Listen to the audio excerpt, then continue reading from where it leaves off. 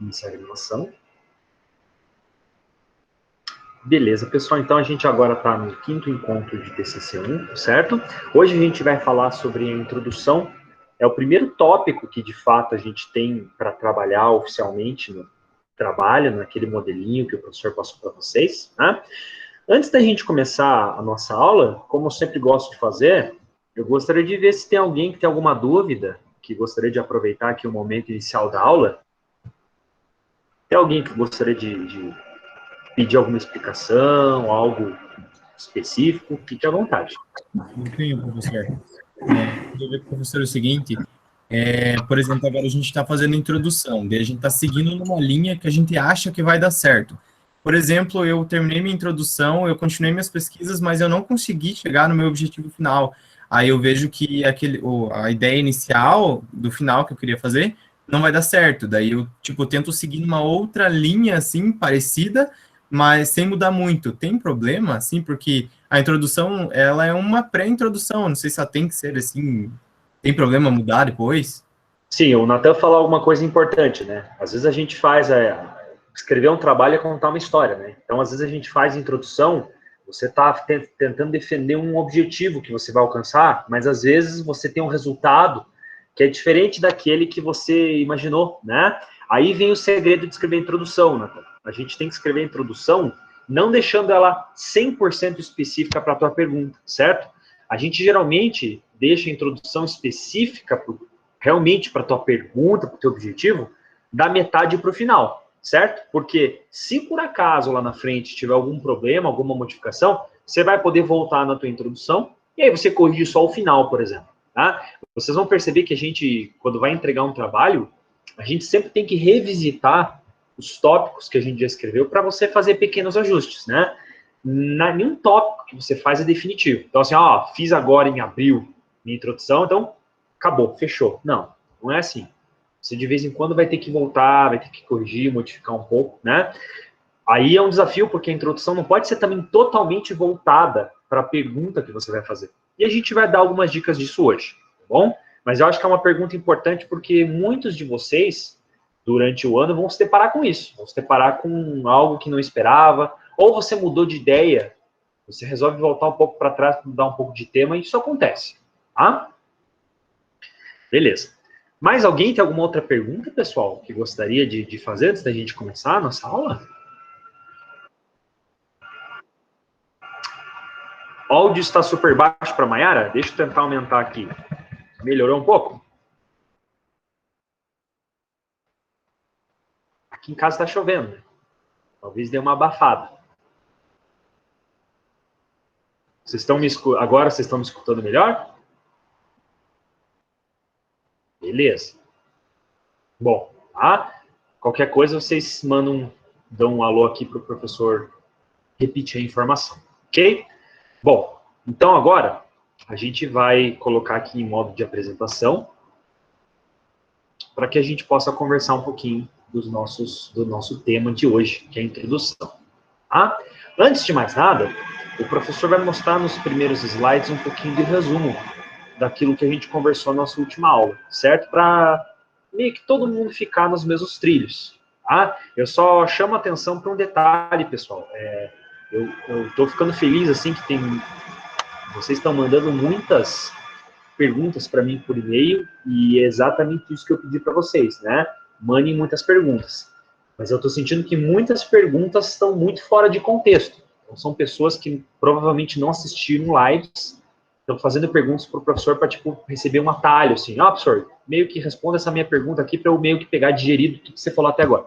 Não é assim que funciona, né? Para você estar, assim, afinado, você tem que ler lá, ver bonitinho as aulas, para você fazer uma pergunta para o professor que, assim, te coloque atualizado, certo? O professor não vai explicar para você por e-mail, professor, cheguei agora, o que é o TCC1? Não é assim que rola, né? Então, assista as lives direitinho, mas não parem de mandar e-mails. Os e-mails estão sendo muito práticos para a gente se atualizar, né?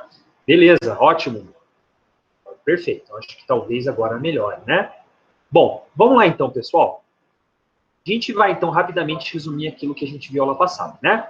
O professor falou que, nesse semestre, o TCC1, você tem que fazer, então, um trabalho, um modelo de template que a gente passou para vocês, né? Esse modelinho de template, ele está disponível no AVA, desde a semana passada. Então, você pode voltar lá na quarta semana e você vai baixar o template, que é o pré-projeto 2021, certo? Você vai usar esse modelinho como modelinho oficial, para que você possa fazer o seu trabalho, né? Bom, você vai perceber que esse modelinho, ele tem alguns tópicos. Cada tópico, você tem lá a explicação, fonte, o espaçamento daquilo que você precisa fazer. É importante que vocês percebam que, nesse semestre, a gente tem uma vantagem. Nesse ano, agora de 2021, o TCC1 está bem mais fácil de se fazer, né? Diferente dos anos anteriores, o TCC1, na verdade, já era o trabalho de cara que você tinha que fazer. Agora não, agora o TCC1 é só um modelinho, quase que você respondendo ali alguns tópicos que a gente pede, não é muito o trabalho em si, certo? O trabalho em si, ele vai ser desenvolvido só no próximo semestre, tá bom? Mas é claro que a gente tem que dar o nosso máximo agora, né? Bom, o senhor está falando então que vocês vão ter lá no AVA disponível o modelinho, o templatezinho do TCC, né? Do TCC1 agora, de semestre, tá? Aqui nesse slide, a gente vê os tópicos que você vai encontrar ali naquele modelinho, certo? Então, primeiro, a gente tem aqui o que a gente chama de elementos pré-texto. O que é isso? Título, resumo, palavras-chave. A gente vai falar isso em um momento apropriado, né? Principalmente do resumo. Título e palavra-chave não tem tanto segredo assim. E a gente aqui vai gastar a maior parte das nossas aulas, a gente vai investir falando no texto principal. O que é isso? A gente vai falar dos tópicos que compõem esse modelinho. Introdução, hipótese, objetivos, material e método e cronograma. A gente vai começar hoje falando da introdução. Talvez seja o tópico mais importante de todos. Né? A gente também tem os elementos pós-texto. Depois de você ali explicar o seu tema, a gente tem referências, apêndices e anexos. A gente vai falar melhor para o futuro. Aqui a gente mostrou um pouquinho da anatomia de como é que é esse template. Então, é sequência do que você precisa escrever. Título, o seu nome, seguido do nome do seu orientador. Lembra que a gente está numa campanha para ver qual é o nosso orientador. Imagino que agora a maior parte de vocês já esteja com o orientador. Na semana passada a gente fez uma lista com os alunos de biomed, de farmácia, certo? Que ainda não estavam com o orientador. A gente indicou uma lista de professores com os seus temas, principalmente o pessoal da farmácia, que tem um número maior de alunos ainda sem orientador, né? E espero que vocês tenham entrado em contato por e-mail com os professores, ok? Resumo, seguido de palavras-chave. Aí a gente entra na parte do texto. Introdução, que a gente vai falar hoje, hipótese, objetivos, material e método, cronograma, e depois vem os tópicos pós-texto. Referências, apêndices e anexos. Vejam direitinho aquele template, se vocês ainda não abriram, já está na hora de você começar a trabalhar nele, certo?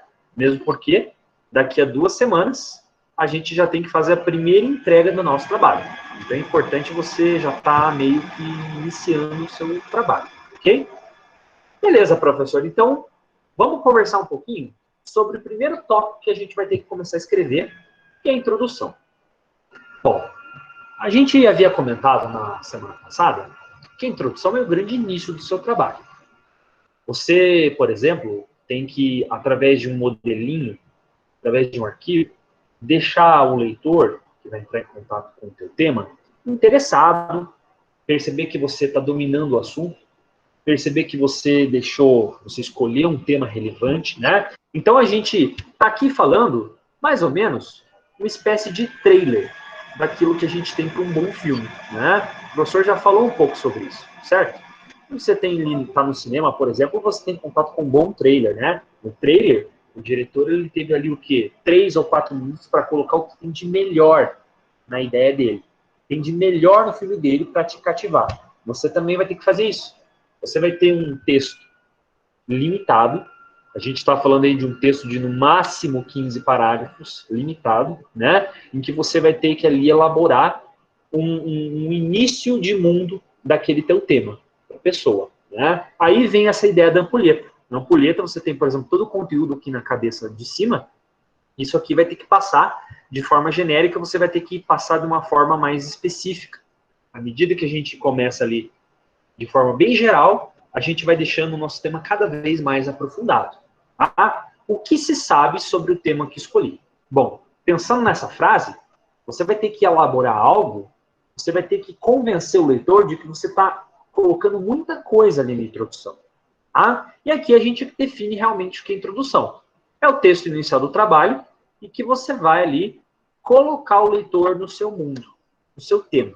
Tá? Bom, é um texto que é um texto bem técnico, por isso que a gente colocou. É a fundamentação teórica do seu tema.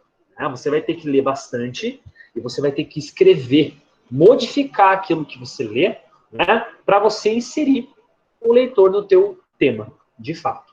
Tá? O que a gente coloca na introdução, professor? Bom, a gente coloca a problematização, ou seja, você tenta escrever, basicamente, quais são os pontos principais do seu problema, qual o ponto principal daquilo que você quer trabalhar. Né? Você tem que, então, através do texto, guiar, contar uma história para o leitor. Né? Você vai ver que não é tão difícil de se fazer. E a gente até hoje vai poder usar alguns exemplos de quem quiser participar aqui. Tá? Bom, lembra que a gente vai ter que construir um texto técnico, mas que é breve. A gente colocou aqui, ó, de 12 a 15 parágrafos. Isso não é tanta coisa assim. Né?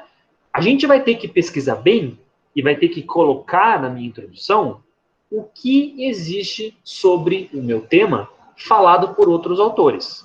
Então, a gente vai fazer um levantamento bibliográfico e a gente vai ter que colocar informações de autores iniciais da área, como a gente fala, os autores pioneiros, né? A gente vai ter que colocar também trabalhos modernos, trabalhos, por exemplo, do ano passado, trabalhos desse ano, que possivelmente existam, né? Vai ter que criar ali uma síntese, algo que seja conciso. Né? Existem formas bem interessantes da gente criar a nossa introdução. Tá? Não tem uma regra quando a gente fala assim de como criar uma introdução. O professor aqui vai dar algumas dicas, sequência de passos que você pode ter.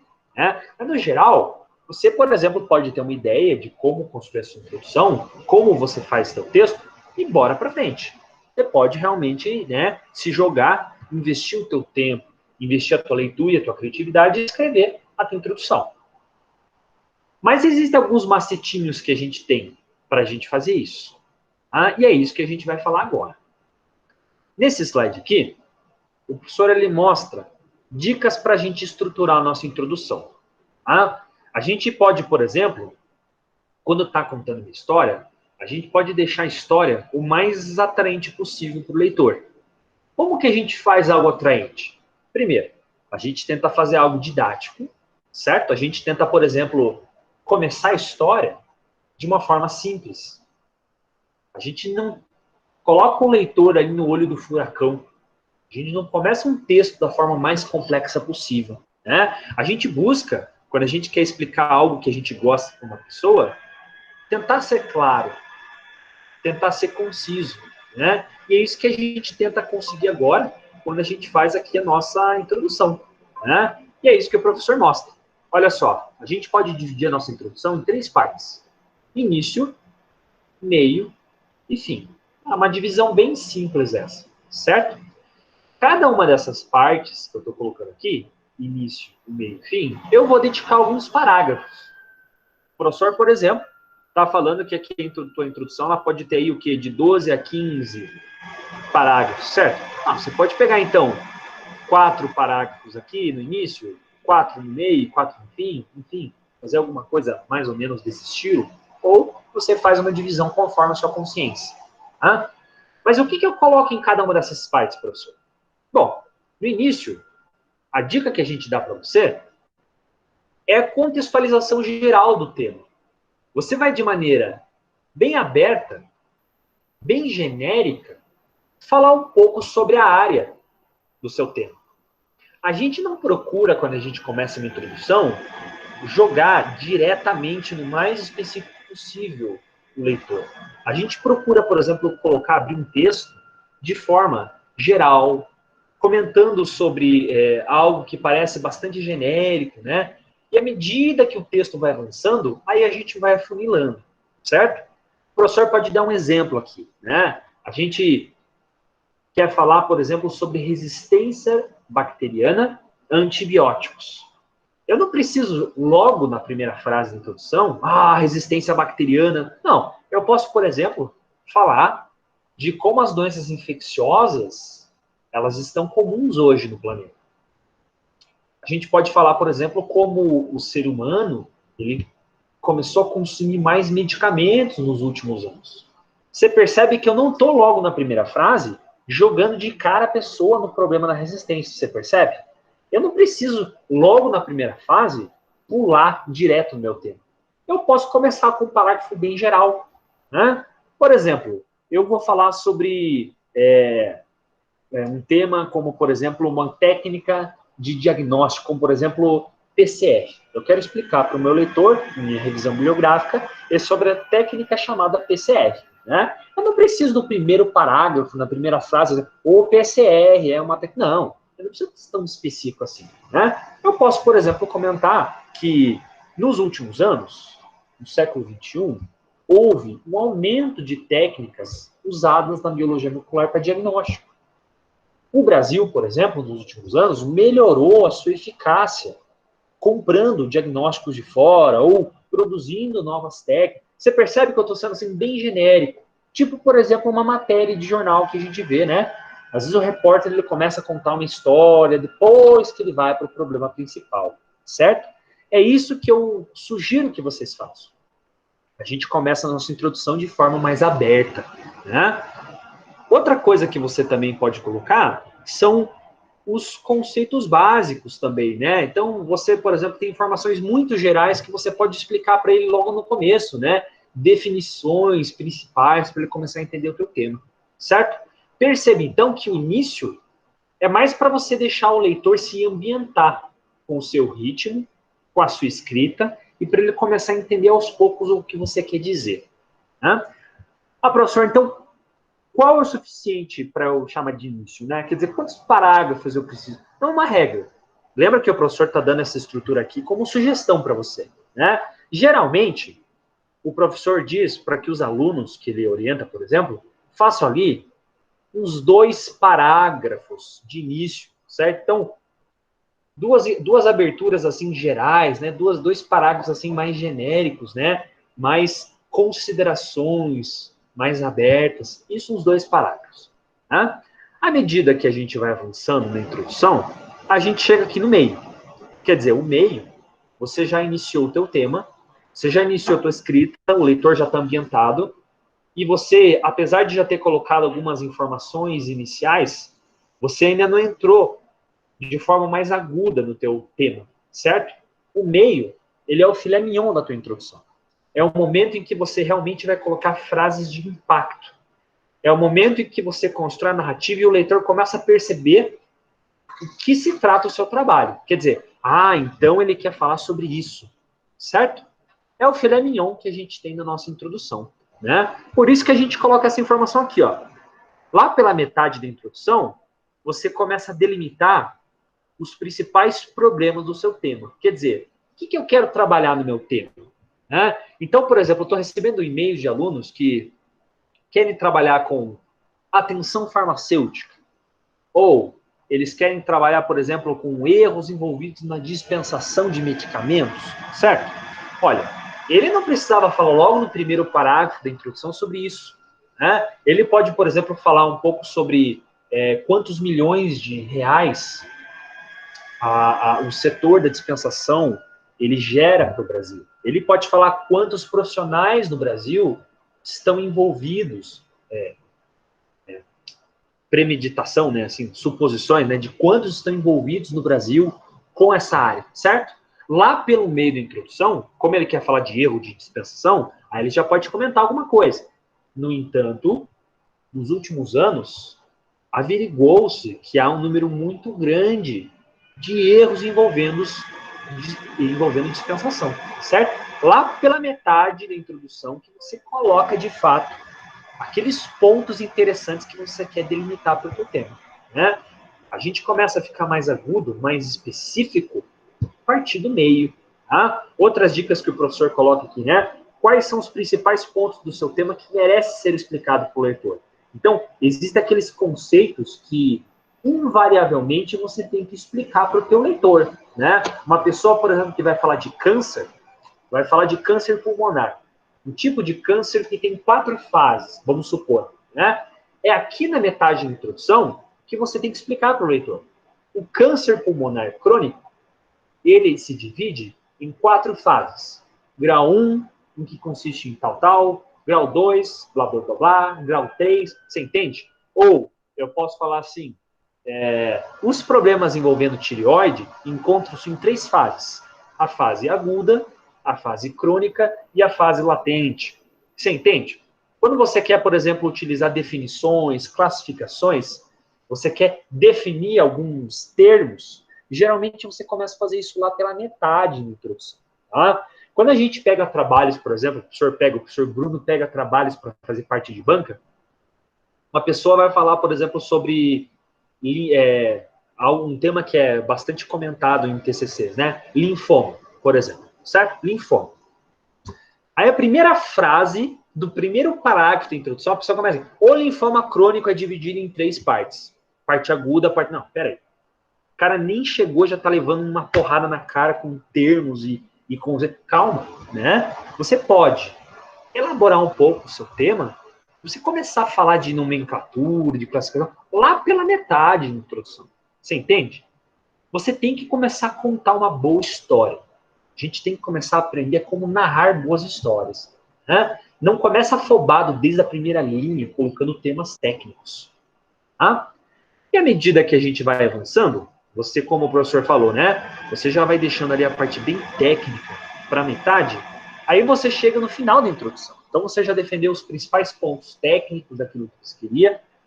No fim, você realmente tem que deixar em frases bem claras qual é a meta do trabalho.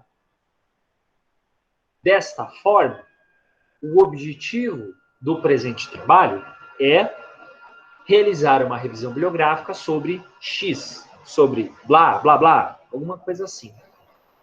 No final da introdução, você tem uma responsabilidade. Por quê? Você tem que defender a importância do seu trabalho. Como a gente já havia comentado, o último parágrafo da sua introdução, você tem que dedicar ele à justificativa. O que é justificativa, professor? É o momento que você defende qual é a relevância do seu trabalho. Por que eu deveria gastar meu tempo lendo o seu trabalho? Por que você deveria gastar o seu tempo escrevendo, pesquisando sobre o seu trabalho? Tá? Essa é a justificativa. Por exemplo, se eu penso no linfoma, o tema que o professor falou, que tipo de justificativa um trabalho, uma revisão bibliográfica sobre linfoma poderia ter? Bom, como justificativa, eu poderia colocar alguns dados, número de indivíduos que é infectado por ano. Número de indivíduos que é diagnosticado com linfoma por ano. Né? Eu posso colocar assim, segundo a Associação Brasileira de Câncer, mais de 200 mil indivíduos são diagnosticados com linfoma cada ano. Isso você já mostrou. Peraí, meu tema é tão relevante que eu tenho milhares de pessoas, né, que são infectadas ou são diagnosticadas, né, com esse câncer. Né? Você pode falar assim, nossa, professor, mas o tema que eu estou escolhendo é um tema que não tem muitos artigos. É difícil de escrever. Isso por si só já é uma justificativa. Né? Você pode colocar assim, a justificativa do atual trabalho consiste na escassez de artigos e de conteúdo relacionado ao tema. Então, como a gente tem pouco material disponível na comunidade científica, faz-se necessário a produção de trabalhos que contemplem esse tema, certo? Tem pouca coisa, se eu escrever, eu já estou contribuindo bastante para ter mais coisas. Né? Aqui você tem que ser, ao invés de ser um biomédico, ao invés de ser um farmacêutico, você tem que ser um bom advogado aqui. Né? Aqui você tem que vender, ou um peixeiro, né? Você tem que vender bem o teu peixe, certo? Como que eu posso defender meu trabalho? Você não pode colocar uma justificativa tosca, por exemplo, que o meu tema é legal, né? Vocês podem talvez achar isso engraçado que o senhor está falando, mas tem pessoas que escrevem isso, certo? Não tem sentido você colocar que você acha o teu tema relevante por ele ser legal, ou por você se identificar com ele. Não. Lembra que no trabalho científico a gente não pode colocar o pronome na primeira pessoa, né? eu acho, não. Você tem que realmente colocar para a comunidade científica, para a sociedade, qual é a importância desse tema. É aí que consiste a qualidade do nosso trabalho. De preferência, usando informações técnicas. Certo? Beleza. Pessoal, eu gostaria de saber, antes da gente prosseguir, se alguém tem alguma dúvida, se o professor falou alguma coisa que não ficou muito clara, tem algo que está confuso. Vamos aproveitar essa pausa.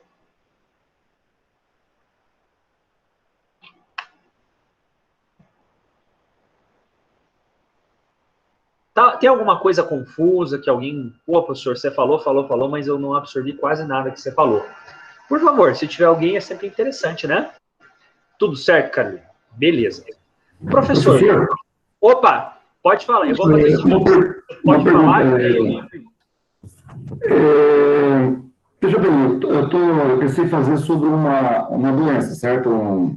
Eu pensei sobre uma doença em si, certo? No caso, eu posso falar sobre o medicamento antigo, o medicamento atual, quais são as diferenças deles, né?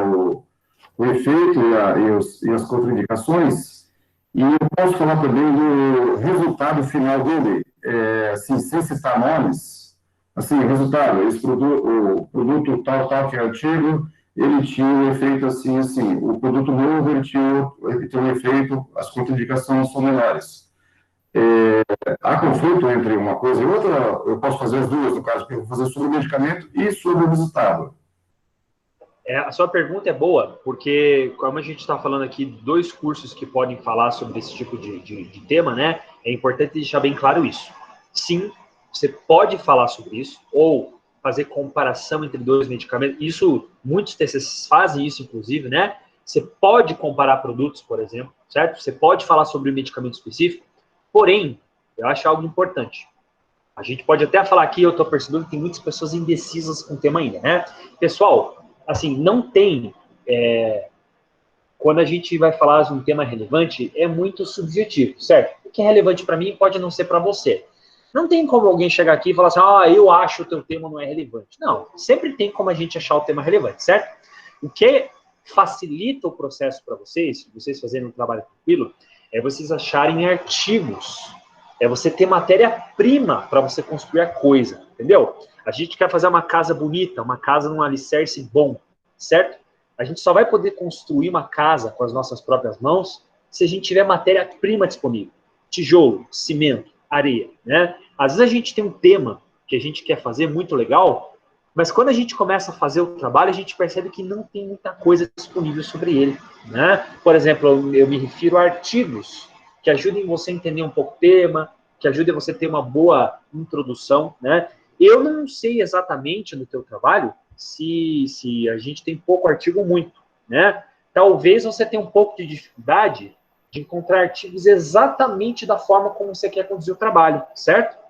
É interessante você tentar pesquisar vários tipos de palavras-chave. Por exemplo, pesquisar artigos primeiro falando de uma molécula, depois de outra. Daí sim, você entende o que eu digo? Sim, eu já estive pesquisando, inclusive eu já baixei, né? Estou começando a ler vários artigos que falam sobre o medicamento e fala sobre o tratamento do medicamento, né? É um produto assim bem, inclusive a gente teve um caso com um amigo meu, está tendo, né? Sobre a AME, que é uma doença, atrofia muscular espinhal, uma doença genética, certo? E existe o Esperanza, que é um medicamento pelo SUS, né? Então, até então, só existia ele. É um medicamento, assim, que não é um paliativo, certo?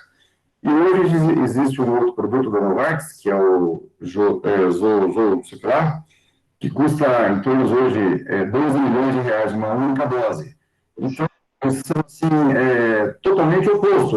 Os produtos, a indicação deles, vamos dizer assim, é a mesma. Só que são produtos diferentes e efeitos diferentes. E os efeitos nas crianças, né, no caso mais para criança, né, são muito diferentes. Então, eu queria falar sobre o medicamento, mas sobre a doença também. Sem dúvida. Você vai ter que falar, até mesmo para enriquecer o teu trabalho, falar não apenas dos medicamentos, mas também da doença, né? Profundamente. Se é uma doença rara, talvez vai ter dificuldade, né? Se procurar... Eu tive baixando já vários artigos já. É uma doença rara, mas já bem. No Brasil existe 8 mil crianças com essa mesma doença, né? E cada 10 mil nasce uma criança com esse defeito, né? Um defeito lá, né? Então, é bem interessante. Eu queria fazer uma coisa assim que fora do muito já trabalhado, muito já falado, né? Então, aproveitar esses pontos. Oi? Aproveitar esses pontos. Interessante. Isso. Aproveitar todo tipo de contribuição para fazer o trabalho. Ótimo. Então é isso. É basicamente isso mesmo. Né? Tentar procurar matéria-prima para poder escrever o texto. Certo? Obrigado pela ajuda. Imagina. Justamente a live serve para isso. Tá? Deixa eu ler aqui a pergunta que a gente tem no mural. Professor, quantos parágrafos mais ou menos o meio e fim? É aquilo que a gente estava falando, Nicole. Não tem muito regra, certo? Lembra que o limite para introdução são 15 parágrafos, né?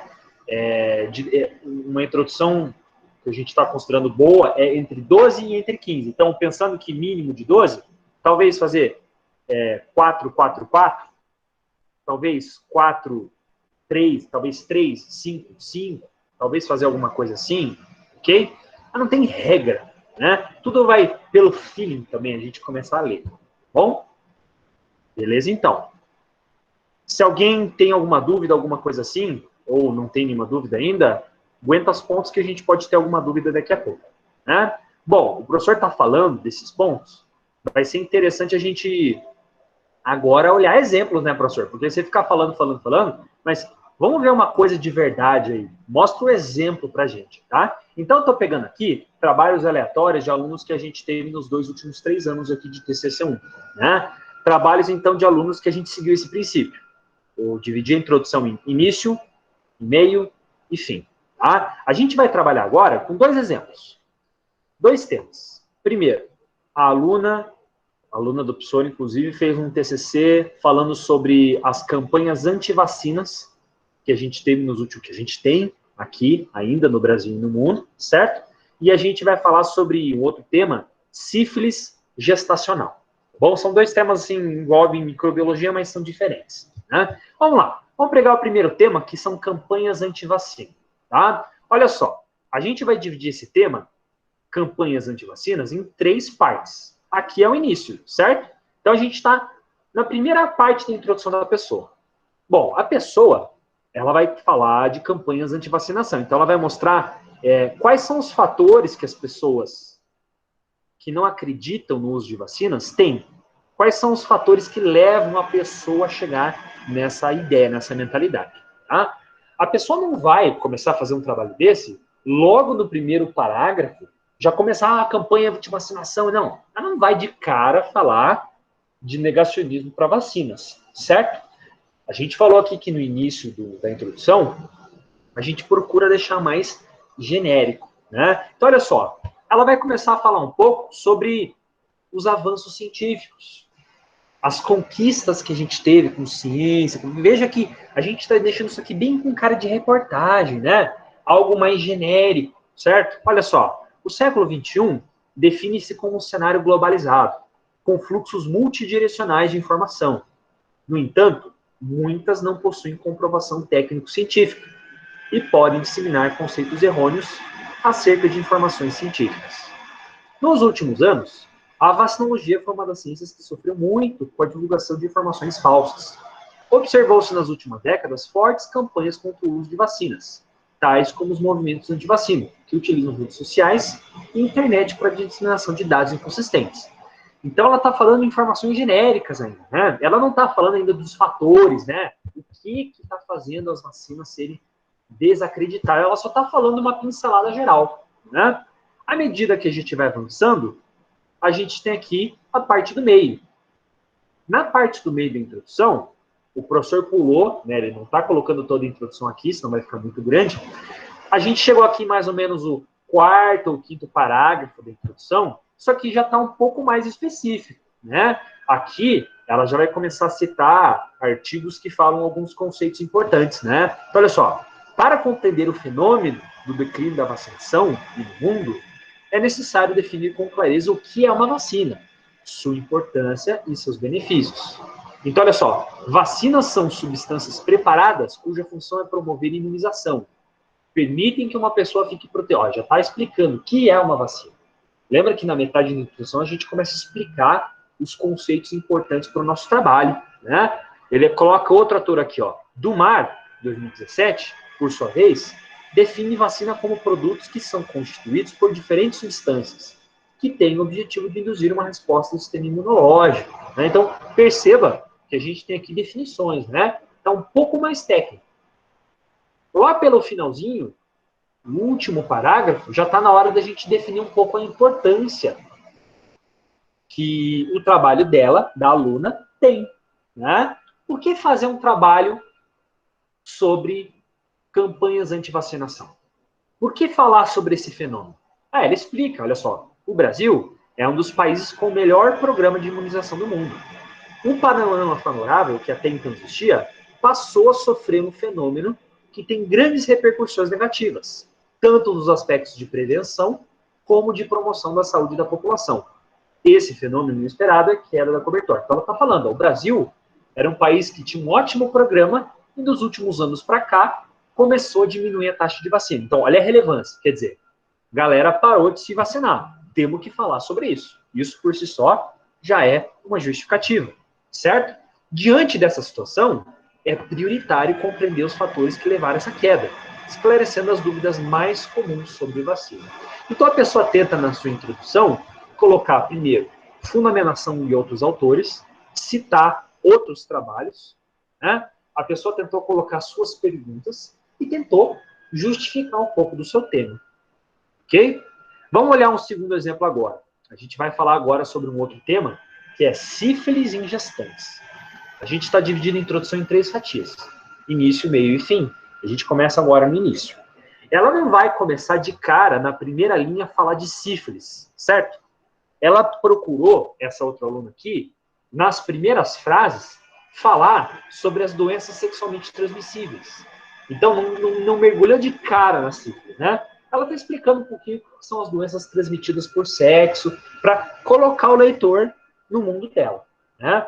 As doenças sexualmente transmissíveis caracterizam-se como um grande problema de saúde pública no mundo, e dentre elas destaca-se a sífilis. Observa-se um aumento na prevalência da doença, principalmente em países industrializados e de desenvolvimento, nos quais os possíveis determinantes para a transmissão da doença são a baixa escolaridade e o uso irregular de preservativos. Ela nem falou nada de sífilis e gestantes. Ela está citando números e conceitos básicos, né? Lá pela metade, na parte do meio aqui, ela já começa a falar, agora sim, deixa bem específico para o tema dela.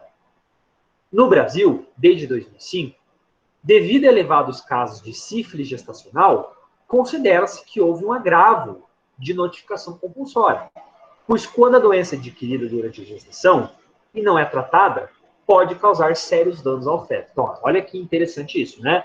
Aumentou o número de casos e, se não tratado, a mãe ela pode ocasionar vários tipos de danos ao feto. Então, na introdução, você colocar isso, olha, está defendendo a importância de estudar a sífilis gestacional, né?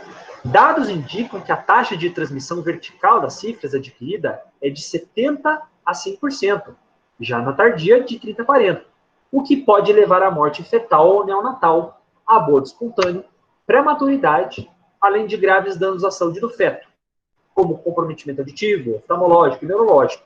Ó, ela já em poucas frases denotou a gravidade de um caso prosseguir com sífilis gestacional, certo? Você já percebe aqui que a pessoa está colocando conceitos importantes. Problematização dela bem na metade da introdução dela. É o filé mignon da introdução, né? E para a pessoa ela finalizar a sua introdução, ela aqui está colocando uma justificativa, né? É uma patologia crônica ocasionada por um gênero de bactéria. Atinge quase todos. Mesmo com tratamento efetivo, traz um impasse à saúde pública. Segundo dados do Sinan, cerca de 21,4 novos casos de gestantes a cada 1.000 nascidos vivos. Ó, olha só, com números, ela mostra que tem uma alta prevalência. Os dados despertam interesse e conhecimento da situação no Brasil entre os anos de 2014 e 2019. Então, perceba que houve aumento nos últimos anos de casos. Aí vem a relevância dela. Mostrou, ó, galera, vamos estudar isso. A doença ela é grave e só está aumentando. Então, perceba como a gente tem uma importância justificativa por trás do caso. Né? Eu queria aproveitar, pessoal, que às vezes a gente usa um exemplo que o professor está citando aqui. Tem alguém que gostaria de... Professor, eu voi falar sobre tema X. Como é que eu começo uma introdução? Tem alguém que gostaria de usar como cobaia o seu tema? Vamos fazer uma oficina de trabalho aqui, né? Todo mundo junto. Quem gostaria de secar a sua introdução aqui, o seu tema? Eu, professor. Vamos lá. Vamos usar a Nayara, então. Vamos lá, Nayara. Pode falar, então, Nayara. Vamos falar das duas. Eu vi que as duas falaram ao mesmo tempo, né? Já que a Thalita está com o áudio ligado, vamos aproveitar ela primeiro, né? Qual que é o seu tema, Thalita? O meu tema é sobre a automedicação entre profissionais da saúde. E eu vou fazer isso, um estudo dentro do hospital. Mas também eu quero, para dar um diferencial, por ser um tema bem abrangente, da automedicação agora em época de pandemia. Certo. Ótimo, né? Você não precisa, já que você quer falar de automedicação nos profissionais de saúde, alguma coisa assim, mais ou menos isso, né? Automedicação como tema principal, né? Você não precisa, logo no primeiro parágrafo da introdução, falar de automedicação significa nada. Não. Você pode fazer o seguinte, por que as pessoas tomam automedicação? Porque talvez tenham acesso facilitado à medicação, porque a gente tem muita medicação no país. Então, você pode, por exemplo, falar no primeiro parágrafo sobre como a gente produz, a gente tem um setor muito forte de medicamentos no Brasil. Por exemplo, no século XX ou no século XXI, o Brasil ele faturou mais de 10 bilhões de dólares com a produção de medicamentos. Você pode começar falando de números econômicos. O leitor ele entende assim, nosso Brasil ele produz muito medicamento. Você mostra que a indústria farmacêutica ela é uma indústria muito rica do Brasil, certo? Aí você pode colocar assim, à medida que o tempo vai passando, né, que os parágrafos vão seguindo, você pode falar assim, devido à grande oferta e à grande variedade de medicamentos, aliado a um sistema de saúde que não necessariamente está disponível para todos, a automedicação ela é um problema que cresceu nos últimos anos. A automedicação é X. Aí você começa a explicar um pouquinho sobre a automedicação. Depois que você explicou de automedicação, aí você mergulha, você dá o gancho realmente para matar o leitor, né? Você fala do teu tema. A automedicação no profissional de saúde. Então, veja as camadas que a gente fez aqui, né? Primeiro, a gente falou um pouquinho de números econômicos, de medicamento, como é maravilhoso. Hoje você tem antibiótico, você tem anti-inflamatório, você tem antidepressivo, você tem uma oferta grande de produtos. Daí a gente trouxe um problema. Peraí.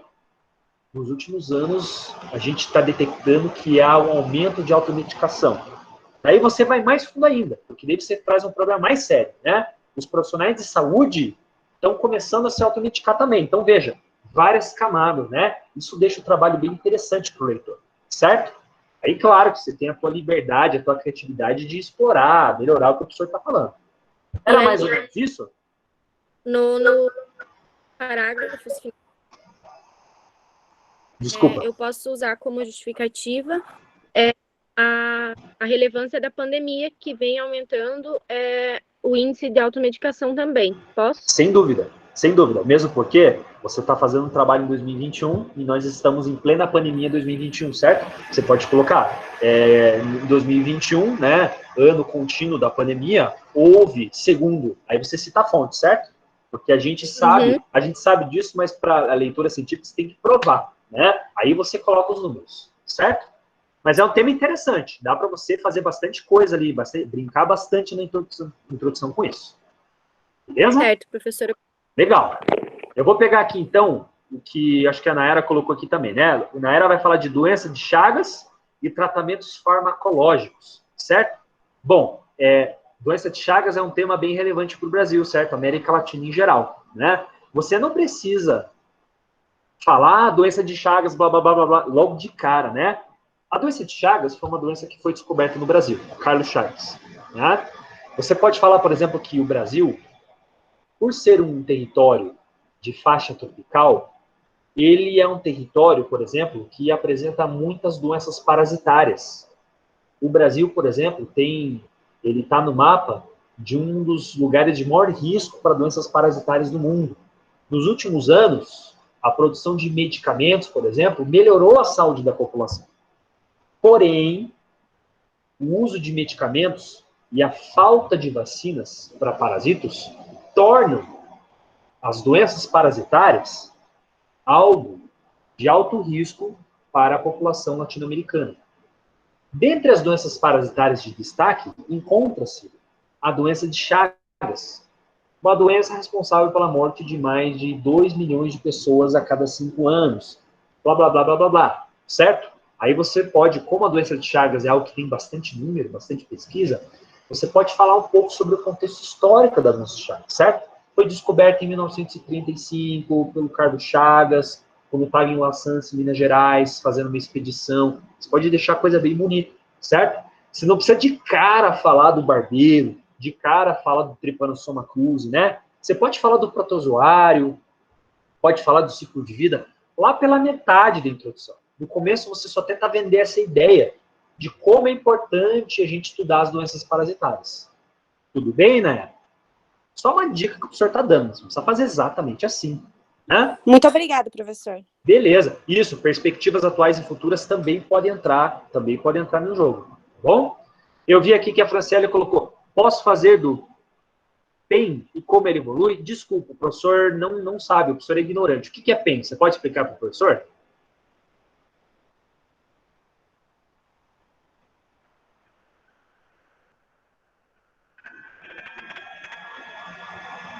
Escrever ou explicar para o professor?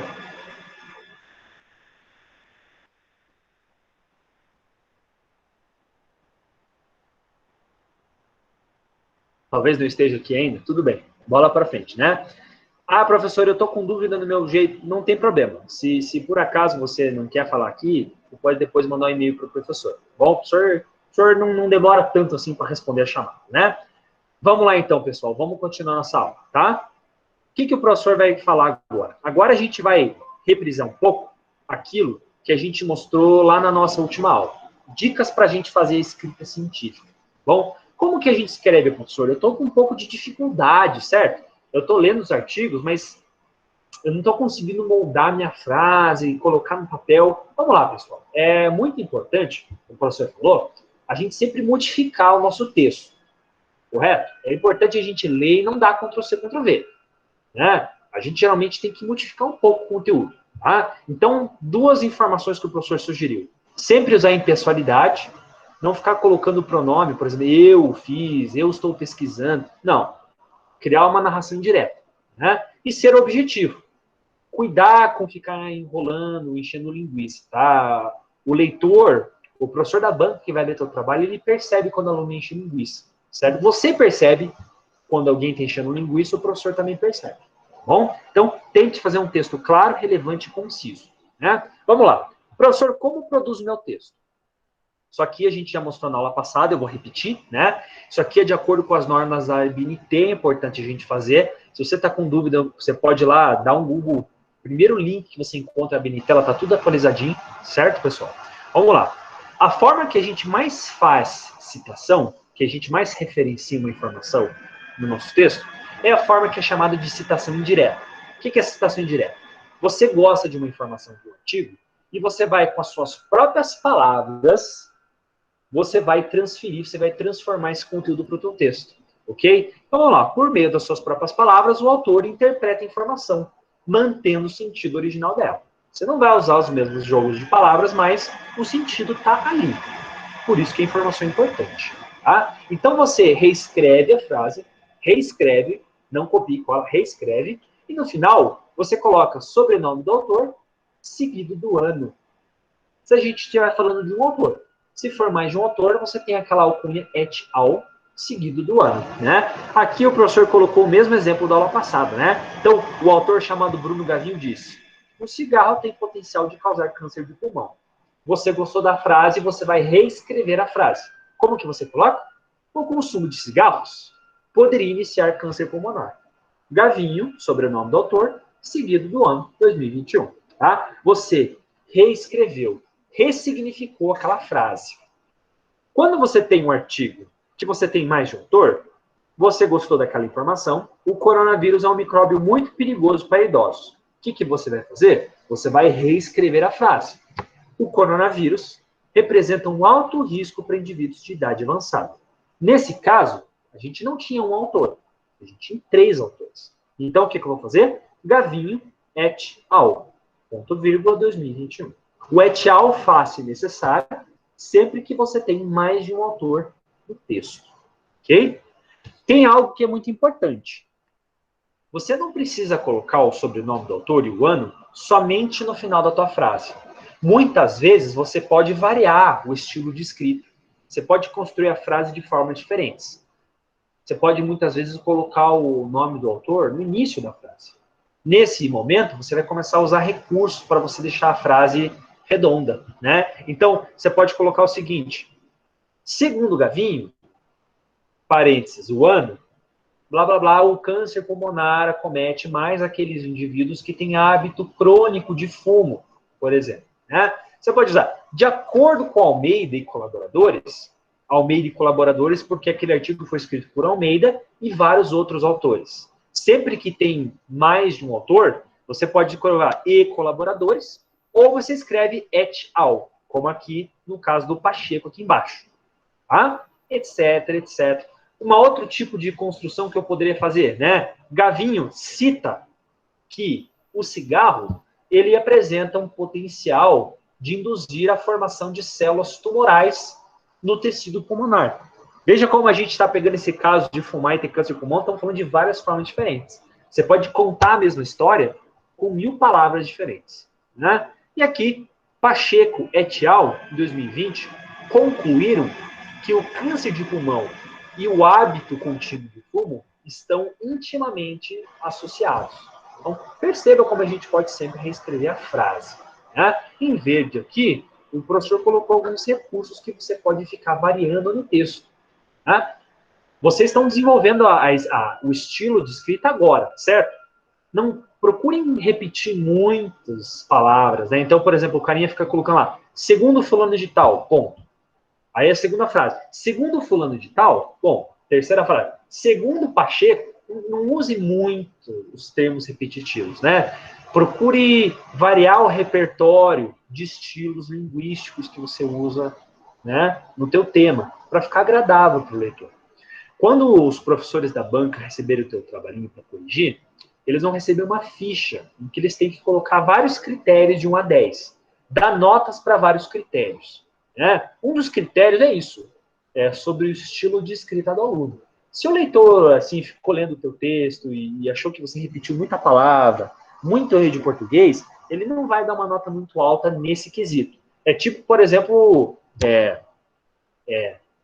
a gente fazer a apuração de nota de escola de samba. Né? Você tem lá, por exemplo, enredo, samba, figurino, etc. Né? Aqui a gente também vai dar nota de 1 a 10 para vários atributos daquele teu tema. Escrita, relevância, né? Enfim. É importante você caprichar no teu texto. Né? Também existe a forma de citação direta. O professor explicou isso na aula passada. Né? Quando a gente aqui sim faz uma transcrição literal do trecho da obra, ou seja, você vai copiar do começo ao fim. Perceba que aqui você precisa de muita responsabilidade para que não seja configurado como plágio. Certo, pessoal? Você precisa colocar, primeiro, precisa ser frases que têm 3 linhas, né? Menos que isso não pode. Né? Você tem que colocar a informação em parênteses, em aspas, aspas no início, aspas no final, e você tem que colocar não apenas o sobrenome e o ano, mas também a página de onde você retirou aquilo, para a pessoa poder procurar ali no artigo, no livro, se essa frase realmente estava nesse contexto. Se ela não foi modificada, etc. Tá? Aqui a gente colocou, né? Olha só, a gente tem aqui uma frase de 3 linhas, que a gente copiou ipsis literis, né? Ctrl+C, Ctrl+V, mas a gente está colocando o sobrenome do autor, o ano e a página que essa frase pode ser encontrada. Né? Perceba que a gente tem aqui um caso bem rigoroso de citação direta. Né? Se você ficar dando Ctrl+C, Ctrl+V não colocar aspas, não colocar a página, isso vai prejudicar um pouco, né? Você vai dar a ideia que você está plagiando. E isso é ruim. Lembra que aqui o plágio vai ser considerado como reprovação. Então, seja muito rigoroso nesse aspecto. Na dúvida, no medo, modifique a frase. Por isso que o professor, em particular, o professor Bruno, não gosta muito de citação direta. A citação direta é um recurso muito utilizado na área da educação, na área de ciências humanas. Não é muito utilizado na área da saúde. Eu, honestamente, eu não recomendo que vocês fiquem usando muita citação direta. Ela não é vista com bons olhos pelos profissionais da área da saúde. Tá? É uma dica que o professor dá, né? Pode ser um preconceito, porque nada impede que você use citação direta, mas não recomendo. Não recomendo. Ok? Bom, que tipo de situação eu tenho que evitar quando eu começo a escrever a minha introdução? Evitar o uso de pronomes diretos, como o professor falou, né? Eu, nós, então, fiz, estudei, meu objetivo. Você não precisa se colocar no teu trabalho.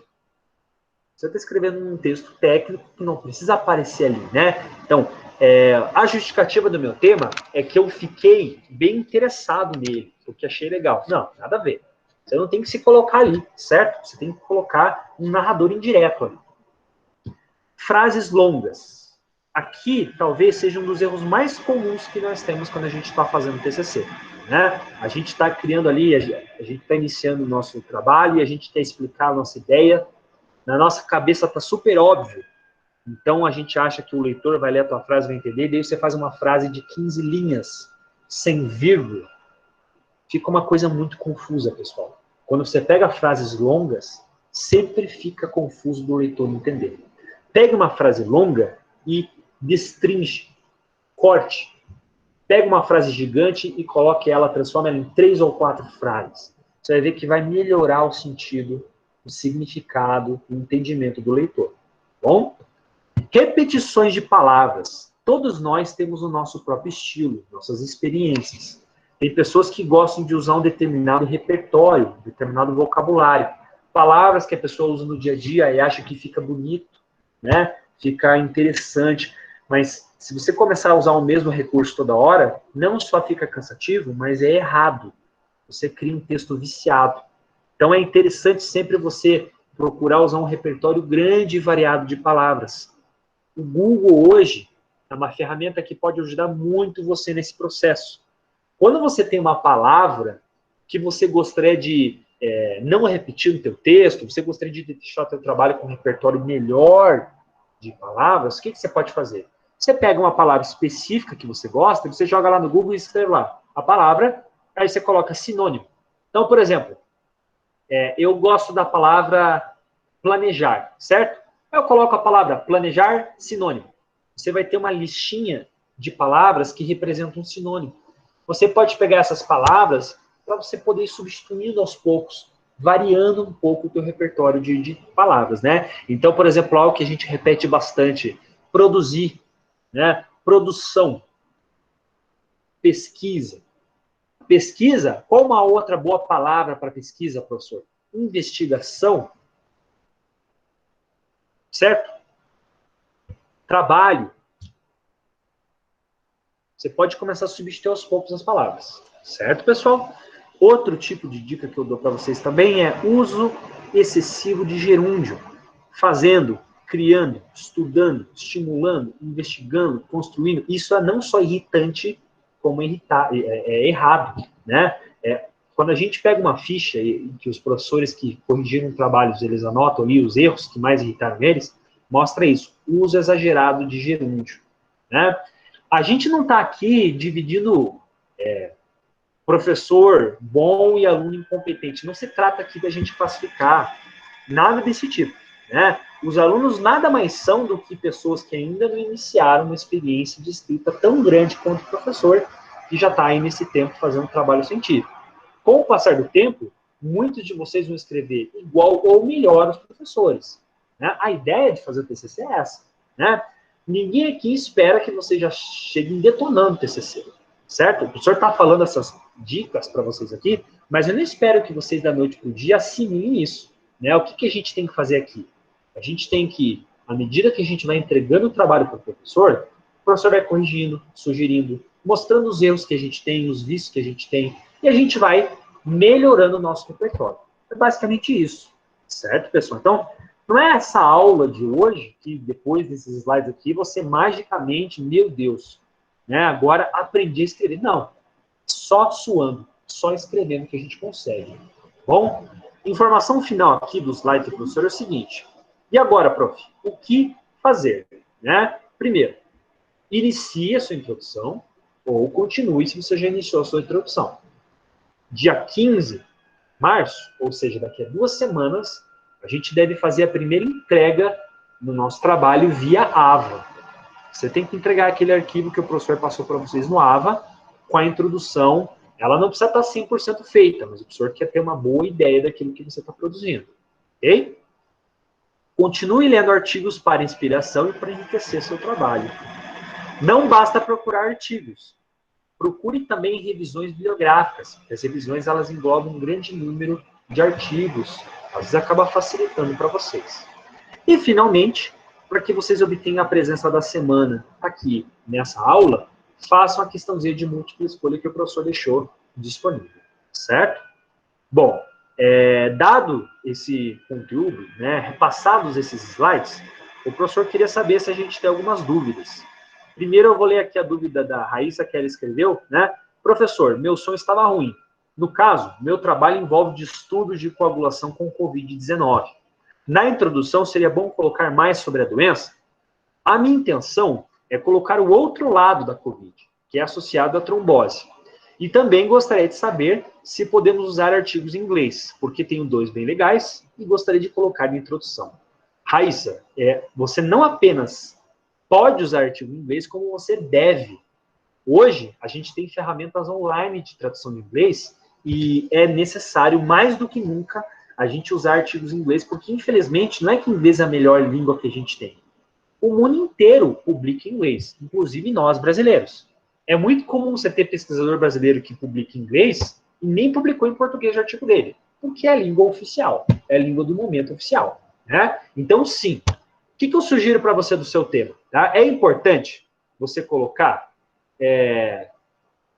falar do Covid? É importante. Mesmo que você queira dar um foco maior para a trombose, para o leitor só vai ficar claro se você ali definir um pouco do Covid. Né? Algo que você pode colocar ali no seu trabalho é mostrar que nesse ano que a gente começou a identificar um pouco a doença, coronavirose, né, a gente identificou que a gente tem muitas manifestações clínicas que a gente não entende ainda, né? Tem pessoas que estão falando da perda de olfato, pessoas falando de distúrbios musculares, por exemplo. É interessante você linkar isso com referências, é claro, não só no achismo, né? Colocar referências, procurar pessoas que deixaram claro isso, tá? É interessante você também definir o que é trombose, né? Na introdução, 15 parágrafos, você consegue falar um pouco da pandemia, falar um pouco do coronavírus, falar um pouco que ele cria muitos tipos, muitas variedades de doença, e mais importante, né, falar disso que você quer. Falar da associação de Covid-19 com trombose. Tá? Mas eu acho interessante o tema e dá para você trabalhar bem com essas ideias. Ok? A Joyce perguntou, professor, a internet da Mayara acabou. Caiu, né? Estávamos assistindo pelo dela. Não tem problema? Não tem problema nenhum, tá?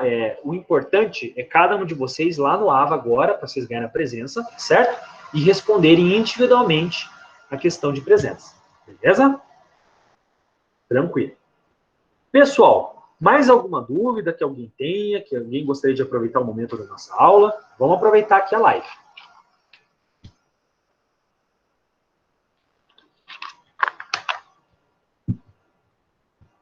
Tá todo mundo até o momento tranquilo? Ou, se não tranquilo, até o momento sem dúvidas, né? Deixa eu ver se alguém tem mais alguma coisa aqui.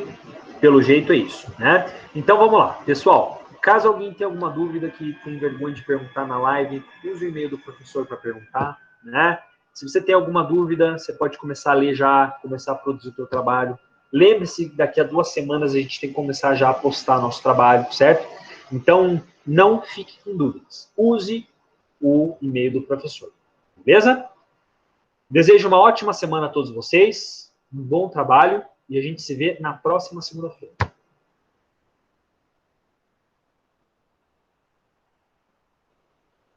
Boa noite.